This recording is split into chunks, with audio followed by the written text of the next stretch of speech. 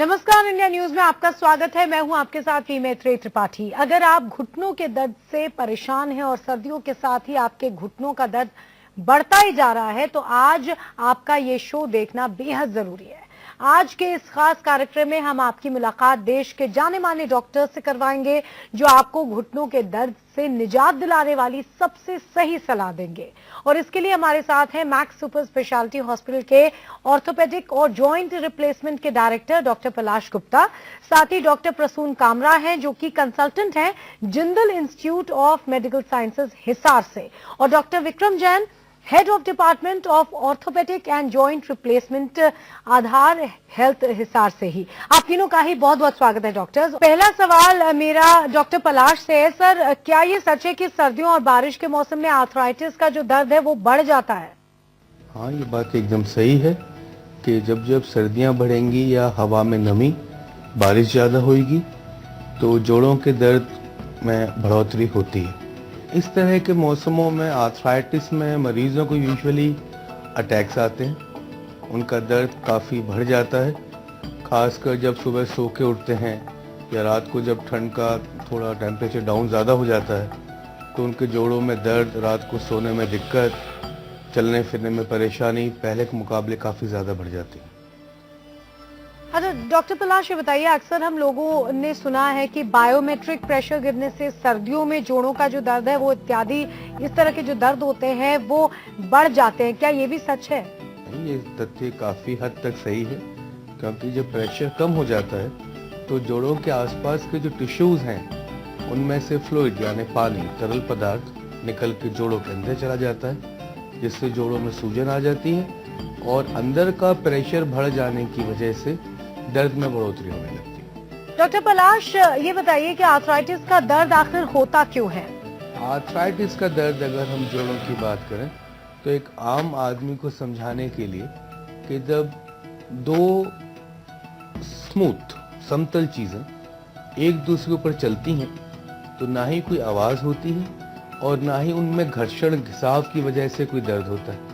पर जब वो जोड़ों की हड्डियां खराब हो जाती हैं, जो अंग्रेजी में आर्थराइटिस बोला जाता है, हिंदी में इसका अर्थ है कि जोड़ों का घिसना, जोड़ों का खराब होना। तो जोड़ों के ऊपर की जो स्मूथ कवरिंग है, जो नाजुक परत है जोड़ों के ऊपर रहती है, जब वो घिस जाती है तो हड्डियां, जब एक हड्डी दूसरे पे घिसती है, इसकी वजह से दर्द का एहसास होता है। डॉक्टर प्रसून कामरा, आपसे जानना चाहेंगे, क्या आर्थराइटिस का जो दर्द है या ये बीमारी दोबारा भी हो सकता है? आर्थराइटिस एक क्रॉनिक डिजीज है। क्रॉनिक डिजीज का मतलब ये सतत रहने वाला रोग है। अगर एक बार आर्थराइटिस हो गया है तो आर्थराइटिस आपका वो एक बीमारी ऐसी है जिसका जो आपकी शरीर का एक हिस्सा बन चुकी है। तो चूंकि एक ये क्रॉनिक डिजीज है तो दोबारा या तिबारा नहीं, वो एक बार अगर हो गई है आर्थराइटिस तो रहती ही है। उसको कम करने के लिए हमारे पास बहुत सारे तरीके हैं, जैसे दवाइयाँ, ऑपरेशन या कुछ एक्टिविटी मॉडिफिकेशन, या कि कुछ काम ना करें या कुछ काम अधिक करें। अच्छा डॉक्टर प्रसून, ये बताइए कि क्या ये भी सच है कि महिलाओं में मीनोपॉज के बाद आर्थराइटिस होने का रिस्क ज्यादा रहता है, बढ़ जाता है? आर्थराइटिस एक एज रिलेटेड प्रॉब्लम है जो हम ऑस्टियोआर्थराइटिस कहते हैं। आदमी और औरत ये दोनों को बराबर रूप से अफेक्ट करती है, लेकिन औरतों में ऑस्टियोपोरोसिस यानी कि मीनोपॉज के बाद कैल्शियम कम होने की वजह से जो हड्डियों में कमजोरी आती है, उसकी वजह से दर्द कुछ अधिक अनुभव करती हैं औरतें आदमियों के अपेक्षा। डॉक्टर विक्रम जैन, अगला सवाल मेरा आपसे है। ये बताइए कि जोड़ों के बीच कार्टिलेज में रिसाव होने के क्या कारण हैं और घुटनों के जोड़ों को बचाए रखने के लिए क्या सावधानी बरतनी चाहिए? कार्टिलेज के घिसने के बहुत सारे कारण हैं। जैसे फॉर एग्जांपल ऑस्टियोआर्थराइटिस एक कारण है। जैसे उम्र के साथ कार्टिलेज का घिस जाना, इसे हम वियर एंड टियर कहते हैं। हर जोड़ की एक उम्र है, कुछ टाइम के बाद कुछ जोड़ों के कार्टिलेज घिस जाता है। दूसरा कारण है रूमेटॉइड आर्थराइटिस, जो कॉमन लोग उसको गठिया भाव बोलते हैं। गठिया में एक तरह का इन्फ्लेमेशन है, एक तरह का प्रोसेस है जो कि दीमक की तरह हमारे जोड़ों के कार्टिलेज को खा जाता है। तीसरा बहुत कॉमन काज है कि पोस्ट इंजरी, कुछ तरह की इंजरी हुई फुटबॉल खेलते हुए, स्पोर्ट्स करते हुए, छोटी मोटी सीढ़ियों से गिरने के बाद, घुटने का कोई particular process, particular area damage हो गया, उसके डैमेज होने से कार्टिलेज खराब हो गया, तो कुछ टाइम के बाद वो घुटना पूरा का पूरा आर्थराइटिस में कन्वर्ट हो जाता है। इसके अलावा गाउट, जिसमें एक पर्टिकुलर टाइप का यूरिक एसिड का क्रिस्टल होता है जो हमारे जोड़ों में उतर जाता है और घुटनों को खराब कर देता है। तो ऐसे बहुत सारे कारण हैं जिनकी वजह से कार्टिलेज डैमेज हो सकता है, जिसको हम इवेंचुअली आर्थराइटिस कहते हैं। अक्सर पेशेंट जो बहुत सारे माध्यम से ठीक चल रहे होते हैं, सर्दियां आते ही कंप्लेन करने लग जाते हैं कि हमारा दर्द बढ़ गया है। इसके मोर देन वन फैक्टर हैं जो हमने ऑब्जर्व किए गए हैं। एक कॉमन फैक्टर है कि एक्सरसाइज, फिजियोथेरेपी, वॉकिंग, साइकिलिंग, ये एक बहुत इंपॉर्टेंट रोल प्ले करते हैं आर्थराइटिस की ठीक रखने में। जैसी सर्दियां आती हैं, पेशेंट्स की एक्टिविटी जनरली कम कर देते हैं। बड़ा मुश्किल हो जाता है घर में, धुंध में, सर्दी के दिनों में घर में निकलना या सैर करना, ऐसे करना। ये लैक ऑफ एक्सरसाइज जनरली दर्द को बढ़ाता है, स्टिफनेस को बढ़ाता है, तो पेशेंट की कंप्लेंट्स बढ़ जाती हैं।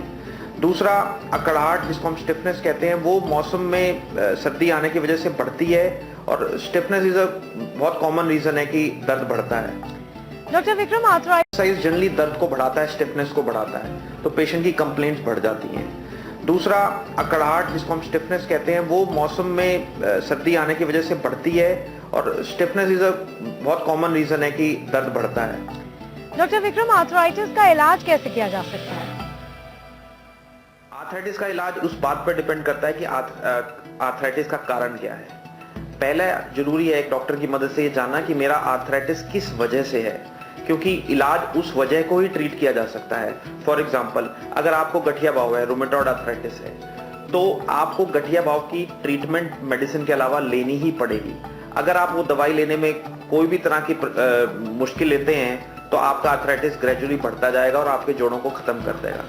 ऐसे ही अगर आपको कोई चोट लगती है जिसकी वजह से आपका डॉक्टर कहता है कि आपका लिगामेंट या आपका मेनिस्कस डैमेज हो गया है, तो आपको उसकी रिपेयर या उसकी ट्रीटमेंट करवानी पड़ेगी, वरना धीरे धीरे आपका वो पर्टिकुलर जोड़ डैमेज ले लेगा।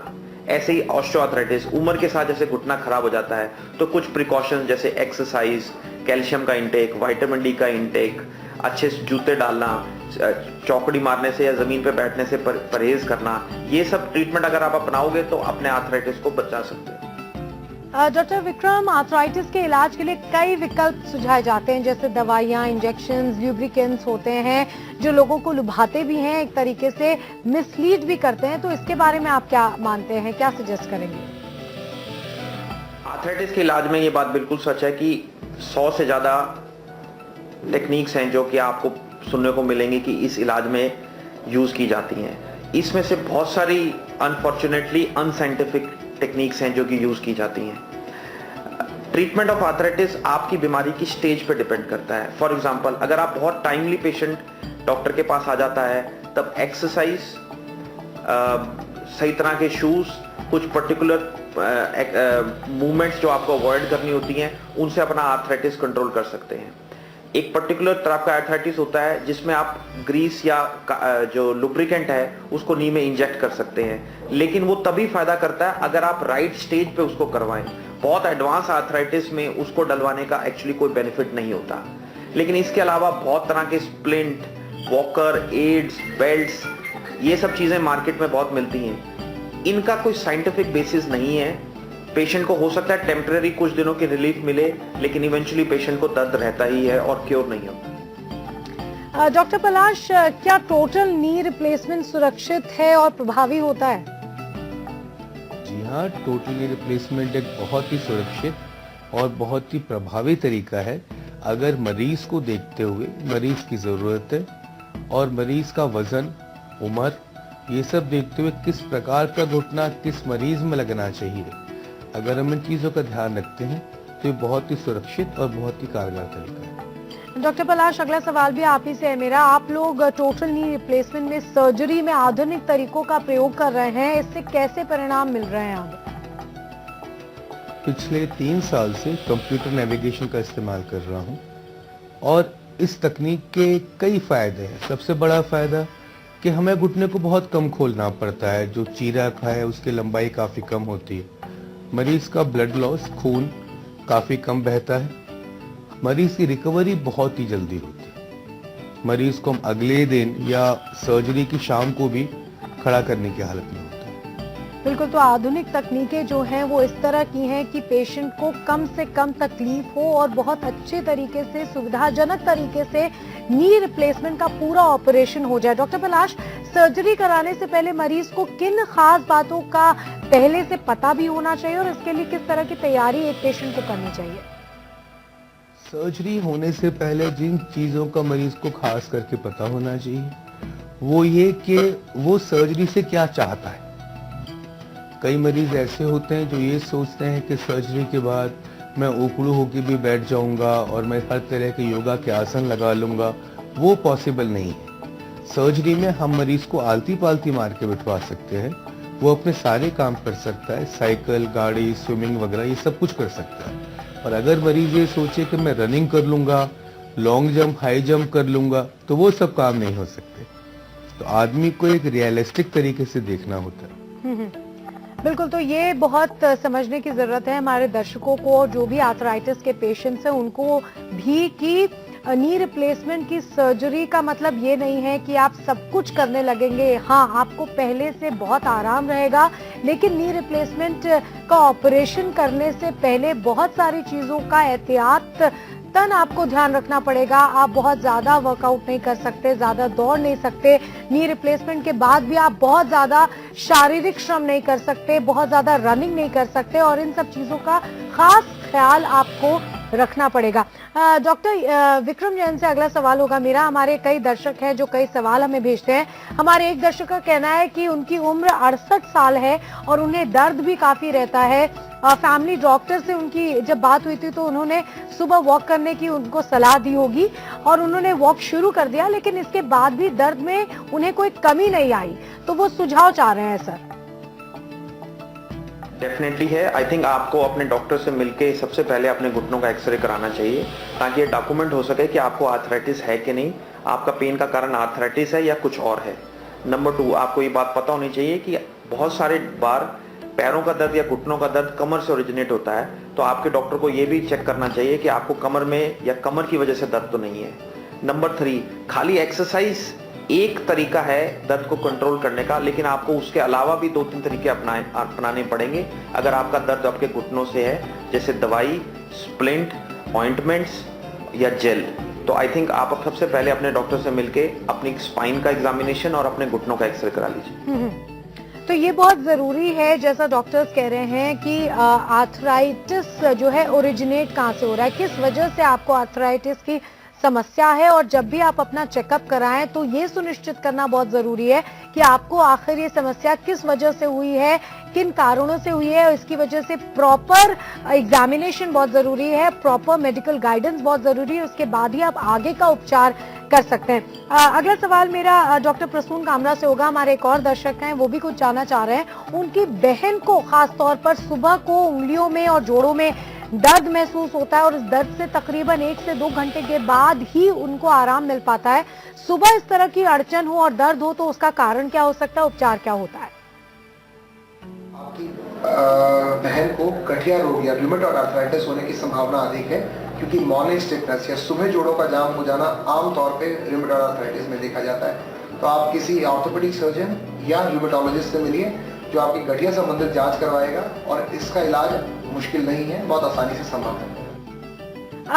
डॉक्टर साहब, डॉक्टर प्रसून एक और हमारे दर्शक हैं, वो उनका भी कुछ पूछना है। वो कह रहे हैं कि उनकी उम्र 68 साल की है और उन्हें काफी दर्द रहता है।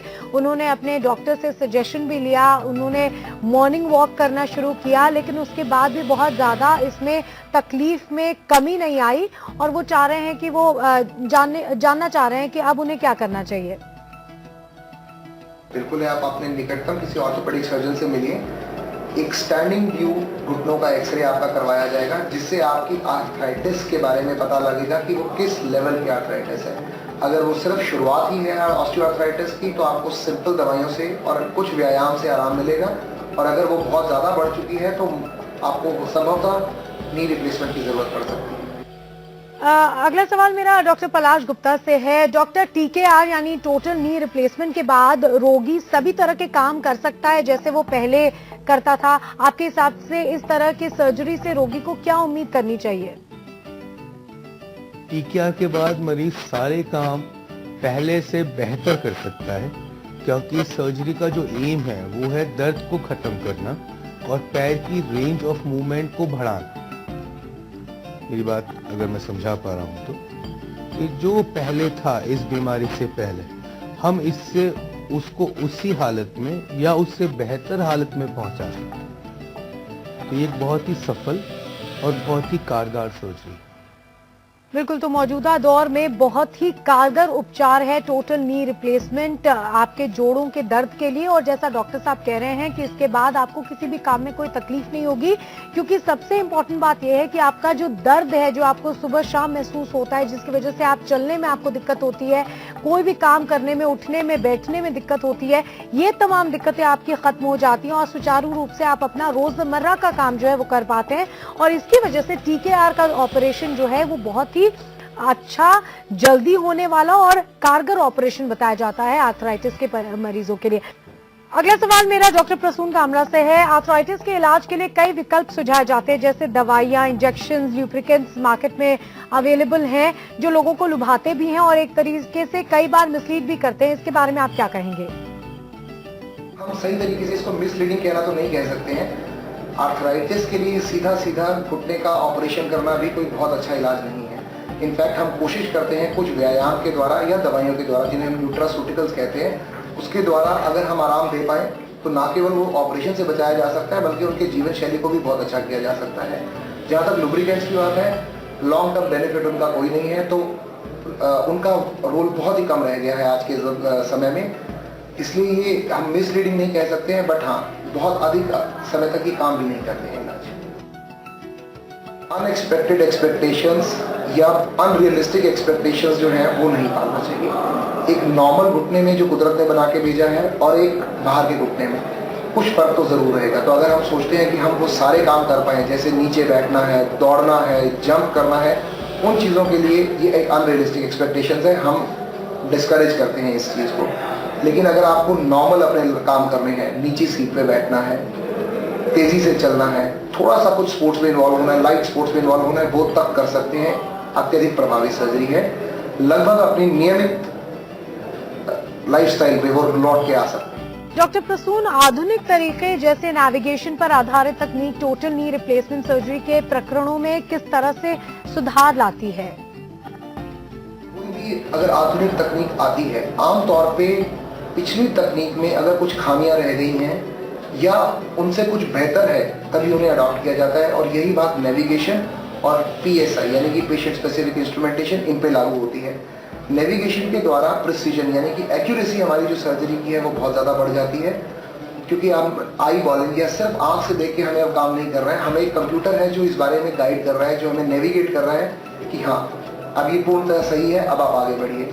ऐसे ही PSI यानी कि पहले से ही जिग जो है घुटने के आकार के अनुसार बन के आती है, तो उससे भी हमारा प्रिसीजन, रक्तस्राव, ये सब चीज़ें हमें लाभ मिलता है इस चीज़ का। बिल्कुल, तो ये बहुत जरूरी है मरीजों के लिए और हमारे दर्शकों के लिए जानना कि उनको सही मेडिकल गाइडेंस मिल रहा है कि नहीं। उम्मीद है हमारे दर्शकों को इस प्रोग्राम के माध्यम से अच्छी गाइडेंस मिली होगी और वो अपनी प्रॉब्लम को आइडेंटिफाई और बेहतर तरीके से कर पाएंगे। आप तीनों डॉक्टर्स का बहुत बहुत शुक्रिया इस कार्यक्रम में आने के लिए। और इसी के साथ इस कार्यक्रम में फिलहाल इतना ही। रुक रहे हैं छोटे से ब्रेक के लिए। खबरों का सिलसिला जारी है इंडिया न्यूज पर।